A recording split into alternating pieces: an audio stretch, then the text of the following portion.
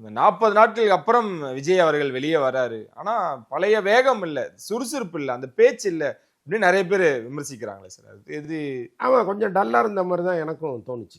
அந்த அந்த பழைய அந்த இது இல்ல. அந்த ஒரு என்துவா வருவார்ல, அது இல்ல. ம். அதுக்கு காரணம் வந்து இந்த கரூர் சம்பவமா இருக்கலாம். அவர வந்து ஒரு நெருக்கடிக்குள் தள்ளிய இந்த அரசியலா இருக்கலாம். ஏன்னா, இப்ப அவரால சுதந்திரமா செயல்பட முடியாத ஒரு நெருக்கடியில இருக்காரு அவரு.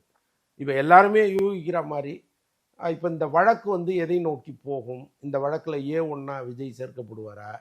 ஒருவேளை அவர் நினைத்த அத மத்திய அரசு ஒரு ஒரு எண்ணம் ஒண்ணு வச்சிருக்கும்ல. ம், ம், பிஜேபி வந்து இவரை எப்படி வளர்ச்சி கொண்டு வரணும்லாம் ஒரு பிளான போட்டு வச்சிருப்பாங்கல்ல. ம், அதற்குள் அவர் அடங்கலைன்னா இந்த வழக்கின் போக்கே மாறுவதற்கான வாய்ப்புகள்லாம் இருக்கு. அப்போ இப்படி ஒரு சிக்கல்ல மாட்டிக்கிட்டோமேங்கிற ஒரு எண்ணம் இருக்கும் இல்லையா? ம், ம். ஸோ அதெல்லாம் சேர்ந்து அவரை கொஞ்சம் சோர்வடைய வச்சிருக்கோம்னு நான் நினைச்சேன். ஓகே. இதெல்லாம் பார்க்கும் பொழுது தான் அந்த கட்சியின் அடுத்த கட்ட அந்த கட்டமைப்புன்னு ஒண்ணு இருக்குல்ல சார். ம். பரப்புரை பிரச்சாரம் அப்படின்றது எப்போன்னு தான் முதல் கேள்வியாவே நான் ஆரம்பிச்சேன்.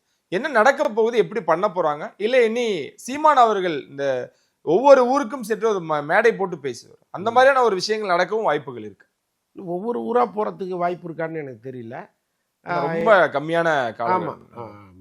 2 மாவட்டங்கள் 3 மாவட்டங்கள சேர்த்து ஒரு மீட்டிங் மாரி அவங்க போடுவாங்கன்னு தான் நான் நினைக்கிறேன். ம், ம், இன்னொன்னு கால அவகாசம் கிடையாது. இன்னொன்னு வந்து இப்ப அவரு வழக்கம் போல பாதுகாப்பு காரணங்கள சொல்றாரு.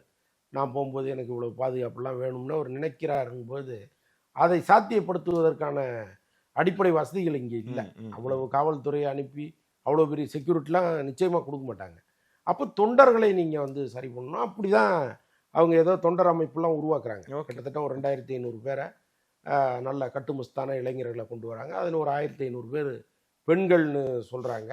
ம், ஆ இவங்கள வந்து ஓய்வு பெற்ற காவல்துறை அதிகாரிகள் தலைமையில அவங்களுக்கு ஒரு பயிற்சி குடுத்து, அவங்களையே வந்து ஒரு பாதுகாப்பு படையா உருவாக்கி தான் அவரு போறாரு. ம். ஸோ இதெல்லாம் வந்து அவங்க திட்டம்னு சொல்றாங்க. அது இவ்வளவு குறுகிய காலத்துல அவங்கள வந்து பயிற்சி குடுக்க முடியுமான்லாம் தெரியல. பட் ஒருவேளை அந்த பயிற்சியெல்லாம் அவங்களுக்கு குடுத்து, அவங்க உதவியோட அவரு போறாருன்னா, இப்ப நீங்க சொல்ற மாரி ஒவ்வொரு மாவட்டத்திலயும் ஒரு மீட்டிங் போட்டு அவங்க போகலாம். பட் அது எந்த அளவுக்கு அவங்க பிளான் பண்ணி வச்சிருக்காங்கன்னு நமக்கு தெரியல. பட் வேற வழி இல்ல. போய் தானே ஆகணும். ம், மக்களை ம். சந்திக்காமல் ஒரு அரசியல பண்ண முடியாதுல்ல.